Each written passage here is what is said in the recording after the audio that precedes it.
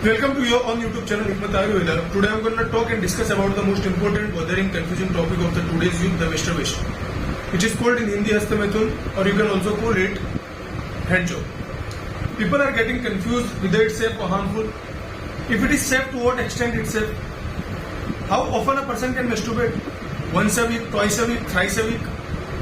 To what extent it's safe? And what is controversy and different opinions between different medical systems? What does modern medical system says about that, and what does ancient medical system like Ayurveda and Unani says regarding that? Because particularly Ayurveda believes in celibacy. Celibacy means to abstain and refrain from sex, means the retention of semen within your body.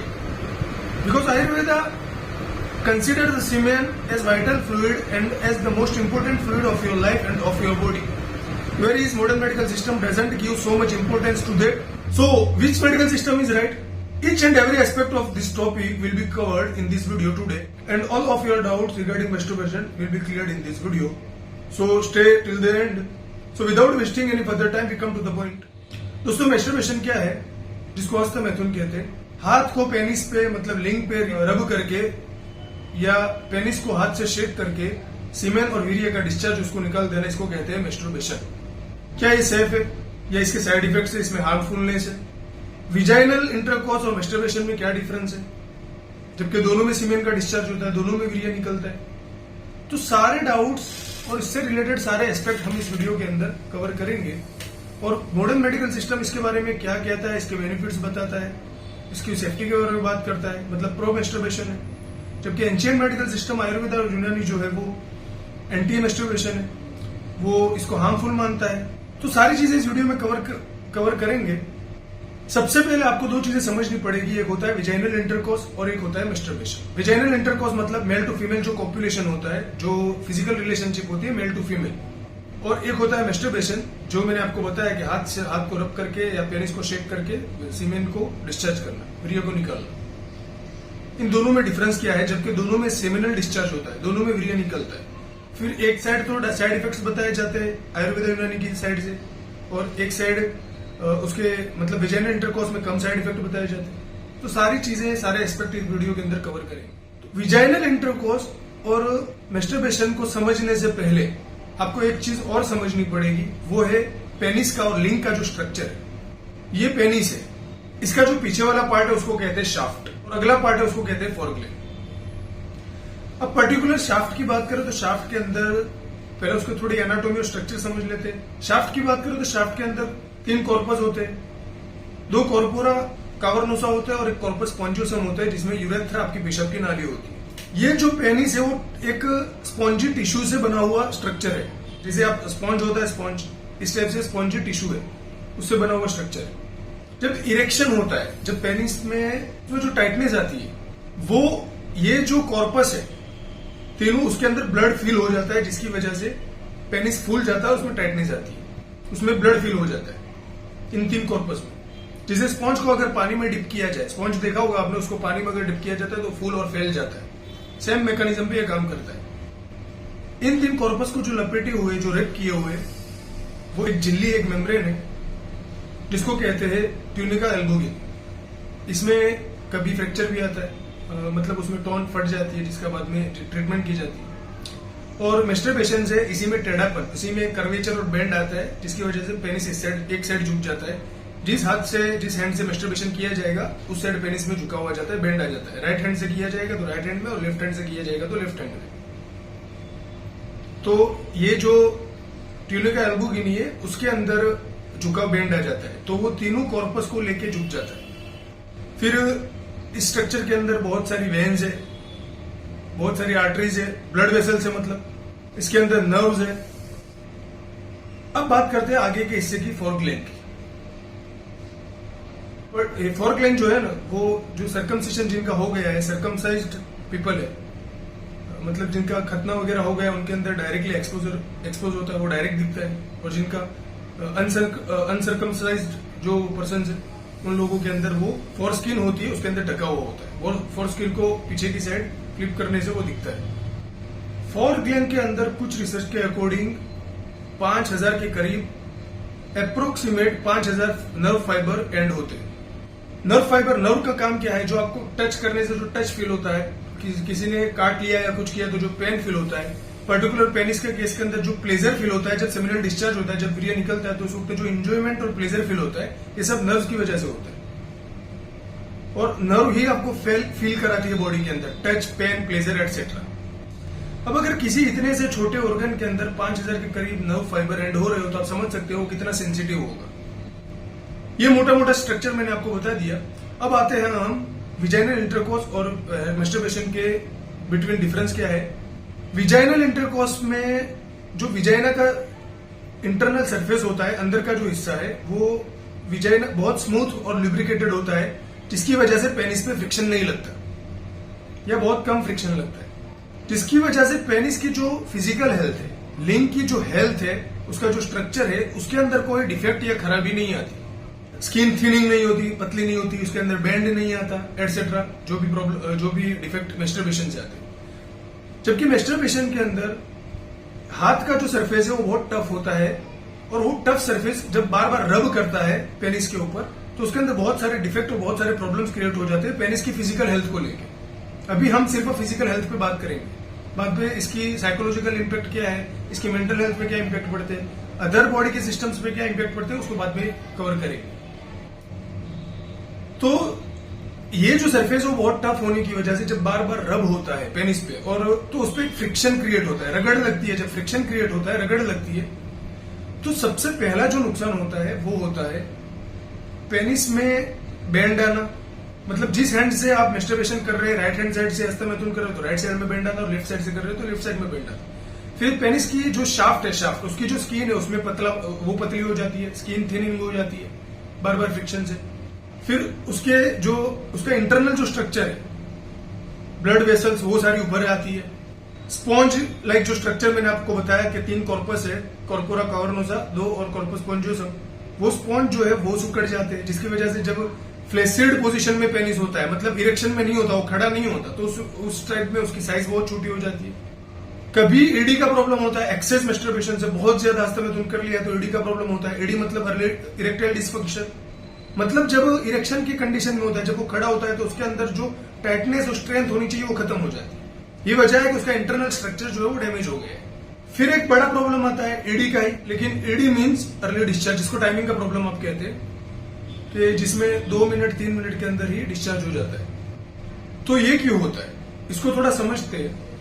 जब 15-16 साल की teenage के अंदर एक कोई भी teenager masturbation start करता है, तो उस टाइम में उसको पेनिस को शेक करके या हाथ को रब करके जो सेमिनल डिस्चार्ज के लिए टाइम लगता है, वीर्य को निकालने के लिए जो टाइम लगता है, उसको मैस्टरबेशन और हस्तमैथुन से वो लगता है करीब करीब आधे घंटे के करीब। लेकिन जब वो मैस्टरबेशन में चलता रहता है और लेजेंड हो जाता है, लेजेंड प्रोमेक्स, मतलब एकदम 5-6 साल तगड़ा मैस्टरबेशन किया, तो उस कंडीशन में फिर उसकी जो टाइमिंग है ग्रेजुअली रिड्यूस होते होते होते उसकी टाइमिंग 2 मिनट में आ जाती है। तो ऐसा क्यों हुआ कि जब मैस्टरबेशन स्टार्ट किया था तो उस वक्त आधा घंटा के करीब करीब उसकी टाइमिंग थी, और जब एंड के अंदर ये रिड्यूस होके एक्सेस मैस्टरबेशन की वजह से वो 2 मिनट पे आ गई। ऐसा होता है जो फोरग्लेन है, फोरग्लेन पे बार बार फ्रिक्शन लगने की वजह से वो हाइपर सेंसिटिव हो जाता है, और हाइपर सेंसिटिविटी की वजह से 2 प्रॉब्लम्स यहाँ पे होते हैं। एक तो हाइपर सेंसिटिव हो जाता है, हाइपर सेंसिटिविटी की वजह से जब उसके अंदर हल्की सी रगड़ लगती है या फ्रिक्शन लगता है या हीट लगती है फोरग्लेन को, तो इमीडिएट वो सीमेन को जो है वो वीर्य को निकालने के चक्कर में रहता है, वो इमीडिएटली सीमेन को डिस्चार्ज कर देता है। और दूसरा प्रॉब्लम होता है एक्सेस मैस्टरबेशन से, जो सीमेन और वीर्य जो आपका है उसकी जो कंसिस्टेंसी और डेंसिटी होनी चाहिए, उसका जो टेक्सचर होना चाहिए, उसका टेक्सचर होना चाहिए मिल्की व्हाइट, दूध जैसा और व्हाइट होना चाहिए। लेकिन बार बार मैस्टरबेशन से ये जो सीमेन जो जितना प्रोड्यूस नहीं हुआ उतना वो डिस्चार्ज हो जाता है डेली, तो वो फिर कच्चा सीमेंट जिसको कह सकते हैं आप, वो कच्चा नहीं होता लेकिन उसको मतलब वाटर लाइक हो जाता है, पानी की तरह। उसकी वजह से भी अर्ली डिस्चार्ज का प्रॉब्लम होता है, मतलब टाइमिंग का प्रॉब्लम होता है। एक तो आपका फोरग्लेन हाइपर सेंसिटिव हो गया है, और दूसरी साइड आपका सीमेंट की जो डेंसिटी और कंसिस्टेंसी होनी चाहिए वो भी खत्म हो गई है। इसकी वजह से हल्का सा भी अगर इस पे रगड़ या हीट लगती है तो वो इमीडिएट डिस्चार्ज कर देते हैं। तो विजाइनल इंटरकोर्स के अंदर मेल टू फीमेल जो कॉपुलेशन है, मेल टू फीमेल जो फिजिकल रिलेशनशिप है, उसके अंदर आपके जो पेनिस के जो फिजिकल हेल्थ है वो डैमेज नहीं होती। पेनिस का जो फोरग्लैंड है वो हाइपर सेंसिटिव नहीं होता, उसका जो स्ट्रक्चर है इंटरनल और एक्सटर्नल जो पेनिस का स्ट्रक्चर है उसमें कोई डैमेज और डिफेक्ट नहीं आता। जबकि मैस्टरबेशन में आपके हैंड के सरफेस जो है वो टफ होने की वजह से उसके अंदर ये सारी प्रॉब्लम्स आती है जो मैंने बताई। अर्ली डिस्चार्ज का प्रॉब्लम होता है, इरेक्टाइल डिस्फंक्शन का प्रॉब्लम होता है, साइज का प्रॉब्लम होता है, उसका जो इंटरनल और एक्सटर्नल जो स्ट्रक्चर है वो उसमें प्रॉब्लम हो जाता है, पेनिस में बेंड आ जाता है, कंसिस्टेंसी सीमेंट की खत्म हो जाती है, एटसेट्रा एटसेट्रा, और फोरग्लैंड जो है हाइपर सेंसिटिव हो जाता है, एटसेट्रा। इसी वजह से जो है ये विजाइनल इंटरकोर्स के कम साइड इफेक्ट बताए जाते हैं और मैस्टरबेशन के ज्यादा साइड इफेक्ट बताए जाते हैं। अब ये तो है मैंने जो आपको बताया वो आयुर्वेदा के अकॉर्डिंग है और यूनानी के अकॉर्डिंग, मतलब जो एंटी मैस्टरबेशन है, मैस्टरबेशन को हार्मफुल मानती है आपकी मेंटल, फिजिकल, स्पिरिचुअल हेल्थ के लिए। अब आते हैं मॉडर्न मेडिकल सिस्टम की साइड, जो इसके कभी बेनिफिट्स बताए जाते हैं, कभी इसकी सेफ्टी के बारे में बात करती है, मतलब प्रो मैस्टरबेशन। तो मेरी पर्सनली राय, मैं भी एंटी मैस्टरबेशन हूं, इस बात को मानता हूं कि इसकी वजह से साइड इफेक्ट्स होते हैं अगर एक्सेस किया जाए। लेकिन अगर according to modern medical system अगर इसको एक लिमिट के साथ किया जाए तो ये सेफ है। लेकिन मैं बताता हूं कि ये फिर भी सेफ नहीं है। कैसे हो? जिस उम्र में एडिक्शन लगता है, मतलब आप समझो कि 15-16 साल की एज होती है उसे एडिक्शन लगता है। टीनेज में जब एडिक्शन लगता है तो उस वक्त बहुत ज्यादा डिसीजन मेकिंग पावर है, डिस्क्रिशनरी पावर है कि क्या गलत है क्या अच्छा है, मैं ये करूंगा कितना करूंगा तो उसका बाद में मुझे क्या कॉन्सिक्वेंसेस बियर करने पड़ेंगे, फेस करने पड़ेंगे। तो जो डिस्क्रिशनरी पावर है जो अच्छी और बुराई के बीच में डिफरेंशिएट करती है वो इतनी ज्यादा डेवलप नहीं होती, उसको समझ नहीं आता। और आप समझ सकते हैं कि दुनिया का सबसे बेस्ट प्लेजर वो तब है जब सीमेंट डिस्चार्ज होता है। दुनिया का सबसे बेस्ट प्लेजर है। अब इस एज के अंदर जिसके अंदर बहुत ज्यादा अभी उसकी थिंकिंग पावर डेवलप नहीं हुई है, इस एज के अंदर अगर ये एडिक्शन लगाया जाएगा तो क्या है पॉसिबल है हफ्ते में एक बार करेगा, या 10 दिन में एक बार करेगा, या 15 दिन में एक बार करेगा, या मंथ में 1-2 बार करेगा? ऐसा पॉसिबल नहीं है।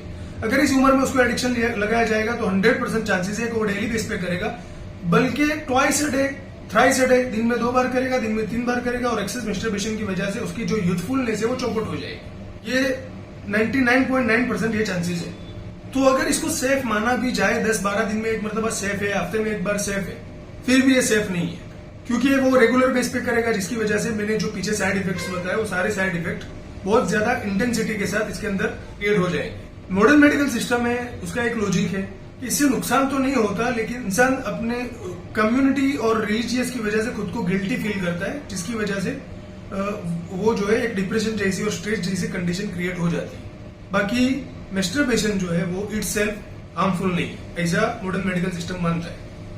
जो प्रॉब्लम्स होते हैं वो इस वजह से कि इंसान जो है वो रिलीजियसली या उसकी कम्युनिटी का जो नॉर्म्स है, मतलब कम्युनिटी में, सोसाइटी में इसको बुरा माना जाता है, या रिलीजियस पॉइंट ऑफ व्यू से उसको बुरा माना जाता है, जिसकी वजह से वो ये करने के बाद खुद को गिल्टी फील करता है, जिसकी वजह से डिप्रेशन और स्ट्रेस जैसी कंडीशन क्रिएट होती है। इसे मॉडर्न मेडिकल सिस्टम लॉजिक देता है।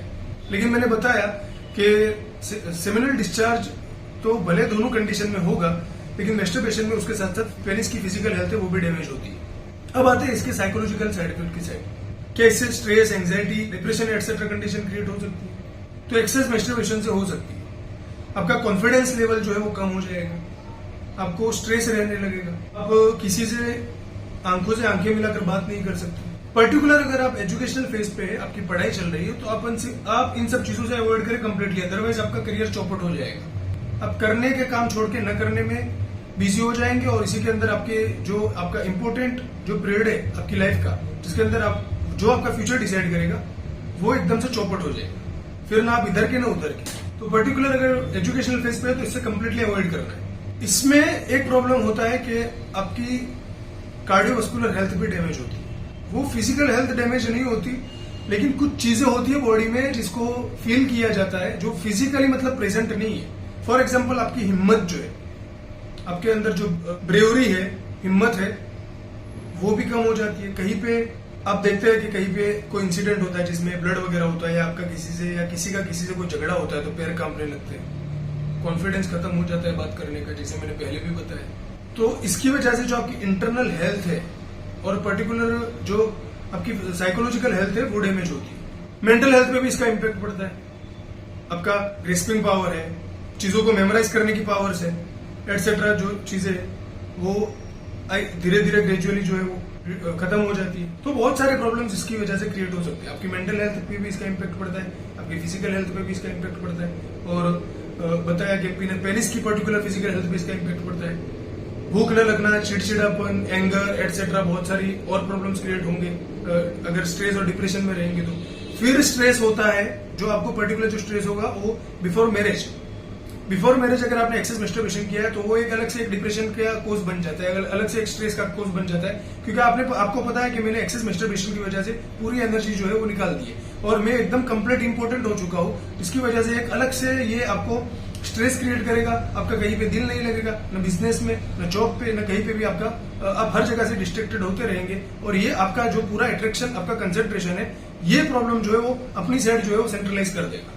आपको ये लगने लगता है कि मेरी मैट्रिमोनियल लाइफ हैप्पी जाएगी कि नहीं। पर्टिकुलर जब इरेक्टाइल डिस्फंक्शन का प्रॉब्लम होता है, मतलब जब इरेक्शन होता है पेनिस के अंदर, तो उसके अंदर टाइटनेस नहीं आती, ये बहुत बड़ा मेजर प्रॉब्लम है। तो ये आपको जो है अंदर से खा जाएगा, इसके बारे में सोच के फिर आप एक सेक्सुअल से दूसरे से तीसरे से चौथे से पांचवें ऐसे घूमते रहेंगे, लेकिन आपको जो है आपके प्रॉब्लम का सोल्यूशन नहीं मिलता है। भर के मेडिसिन हर एक पकड़ा रहा है, लेकिन आपको जो आपका प्रॉब्लम है वो सोल्व नहीं हो रहा है। अब आते हैं इसके फैक्टर्स, इससे बचा कैसे जाए, क्योंकि वीडियो बहुत लेंदी हो जाएगा, इसको शॉर्ट में निपटाना है। 20-25 मिनट का वीडियो होगा, लेंदी तो हुआ ही है, लेकिन आपको कंप्लीटली इसलिए देखना है ताकि आपके सारे डाउट्स क्लियर हो जाए। अब इससे बचना क्या है, तो किसी भी चीज से बचने के लिए आपको उसके लीडिंग फैक्टर जो है उससे बचना पड़ेगा। जैसे पोर्न देखना, वल्गर पीक देखना, कोई ऐसा इन्वायरमेंट जो एरोटिक हो, एरोटिक थॉट्स से बचना। ऐसी थॉट्स आती है लेकिन उसको रिपेल करना है, उसको एक्सपेल करना है, भगा देना है। तो कोशिश की जाए कि जितने भी लीडिंग फैक्टर्स है जो आपको मैस्टरबेशन की साइड ले जाते हैं, उन सबसे कंप्लीटली अवॉइड किया जाए। अब फैक्टर से बच जाएंगे, पर्टिकुलरली आप अपने थॉट्स पे कंट्रोल रखिए, क्योंकि ब्रेन जो है ना वो बहुत बड़ी चीज है, इसके अंदर कुछ भी आ सकता है। आप उसमें नेगेटिव थॉट्स लाएंगे तो नेगेटिव आएगी, पॉजिटिव थॉट्स लाके आप अपने फ्यूचर को ब्राइट करना चाहते हैं तो इस पे पॉजिटिवली मेहनत करके इसको अच्छे से बिल्ड किया जा सकता है, जो आपको फ्यूचर में काम देगा। तो ये ब्रेन है, आप इस पे जैसा भी, ये एक खेती की एग्रीकल्चर लैंड की तरह है, इस पे जैसी खेती करोगे वैसा होगा। अगर सेफ्रन करेंगे तो सेफ्रन होगा, और अगर टोबैको एटसेट्रा की करेंगे तो उसकी भी खेती इस पे हो जाएगी। तो नेगेटिविटी और पॉजिटिविटी दोनों ब्रेन के अंदर आ सकती है। आपको डिसाइड करना है कि मुझे अपनी थॉट्स को क्या डायरेक्शन देना है, मुझे अपनी मेंटल कैपेबिलिटी और कैपेसिटी को, जो मेरे अंदर गॉड गिफ्टेड है, उसको मुझे कौन सी डायरेक्शन देनी है, पॉजिटिव या नेगेटिव, ये आप पे डिपेंड करता है। तो लीडिंग फैक्टर से बचे मैंने जो बता दिए, पोर्न नहीं देखना है, वल्गर पीक नहीं देखना है, आपको सेक्सुअल और एरोटिक जो थॉट्स है उससे अवॉइड करना है कम्प्लीटली। और अगर आप एजुकेशनल फेज पे है तो स्टडी पे ध्यान दिया जाए, जॉब एटसेट्रा कर रहे हैं तो अपने प्रोग्रेस एटसेट्रा पे ध्यान दिया जाए। अगर किसी को प्रॉब्लम हो चुका है और बहुत क्रॉनिक प्रॉब्लम है और इंटेंसली उसने मैस्टरबेशन किया है, 5-6 साल तक बहुत किया है, और 5-6 साल तक करीब, और वो खुद को इम्पोर्टेंट फील करता है कि अब एनर्जी एकदम लूज हो चुकी है, और या तो बिफोर मैरिज ऐसा हो रहा है और उसको मैट्रिमोनियल लाइफ को लेके वो वरीड है, उसको मतलब इस बात का स्ट्रेस है कि मैं मैट्रिमोनियल लाइफ मेरी हैप्पीली जाएगी कि नहीं, या उसके मैरिज हो चुके मैट्रिमोनियल लाइफ के अंदर और ये सारे प्रॉब्लम्स है। तो दोनों कंडीशन में आपको बता दूं कि आपको पहले तो इंटरकोर्स से थोड़ा अवॉइड करना पड़ेगा जब भी ट्रीटमेंट चालू है, और मैट्रिमोनियल लाइफ से पहले अगर आप ट्रीटमेंट करा रहे हैं मैरिज के लिए और ये सारे प्रॉब्लम्स क्रिएट हो गए तो कम से कम 9 महीने से 1 साल पहले आप ट्रीटमेंट स्टार्ट करें। डाइट पे ध्यान दे, अच्छी नींद ले, स्ट्रेस न रखे, जो हो गया है वो हो गया। अब इसके बारे में न सोचे कि मैंने कितनी एनर्जी वेस्ट कर दी होती, अगर काश आज सेव करके रखता तो ये सारे प्रॉब्लम्स क्रिएट न होते।